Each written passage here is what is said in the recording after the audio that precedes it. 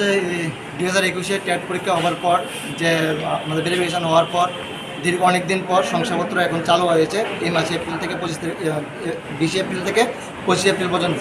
কিন্তু দেখা যাচ্ছে যে গত মাসের 20 তারিখ, হ্যাঁ 20 মে থেকে 25 মে, আর গত মাসের 20 তারিখ ক্যাবিনেট অর্থতন্ত্র অনুমোদন ক্রমে ক্যাবিনেট সিদ্ধান্ত নিয়েছিল যে টেট 1 টেট 2 থেকে শুধুমাত্র 600 জনকে শিক্ষক নিয়োগ করা হবে। তারপরে আর এই সিদ্ধান্তের পরিপ্রেক্ষিতে যারা টেট কোয়ালিফাইড হয়েছে তারা অনেকেই এখন হতাশাগ্রস্ত হয়ে পড়েছে।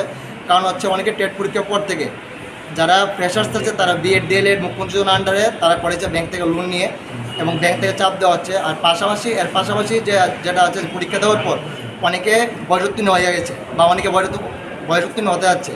আর এখন এই নিয়োগ প্রক্রিয়ার যে এই ধরনের বেহাল অবস্থা, যেখানে 3631 জন পাস করেছে টেট 1 টেট 2 মিলিয়ে, ভেরিফিকেশানে যে লিস্ট এসছে আমাদের হাতে 3631 জন। আর এখানে রাজ্য সরকারের সিদ্ধান্তক্রমে শুধুমাত্র প্রেস কনফারেন্সের মাধ্যমে বলা হয়েছে 600 শিক্ষকদের নিয়োগ করা হবে।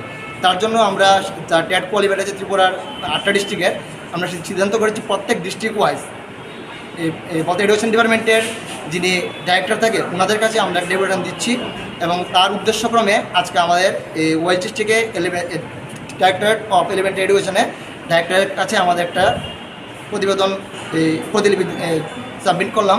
এখন দেখা যাক উনি আমাদের সাবমিশন করার পর বা ডিস্ট্রিক্ট ওয়াইজ রেজাল্ট পাওয়ার পর রাজ্য সরকার বা ওনার জেলাভিত্তিক দপ্তর প্লাস এলিমেন্টারি এডুকেশন ডিপার্টমেন্টের যারা আছেন ওনারা আমাদের নিয়োগের প্রক্রিয়াকে কীভাবে ত্বরান্বিত করে, বা রাজ্য সরকার আমাদের নিয়োগ প্রক্রিয়ার ক্ষেত্রে বিধানসভা নির্বাচনের আগে ইতিবাচক সিদ্ধান্ত আমাদেরকে নিয়োগ করে কি না, এটাই রাজ্য সরকারের কাছে অনুরোধ থাকবে যে অতি শীঘ্রই যে নিয়োগ বিধানসভা নির্বাচনের আগে অতি শীঘ্রই 3631 জনকে যাতে একসাথেই নিয়োগ করা হয়। এতটুকুর জন্য আমাদের আজকে এই দপ্তরে আসা এলিমেন্টারি।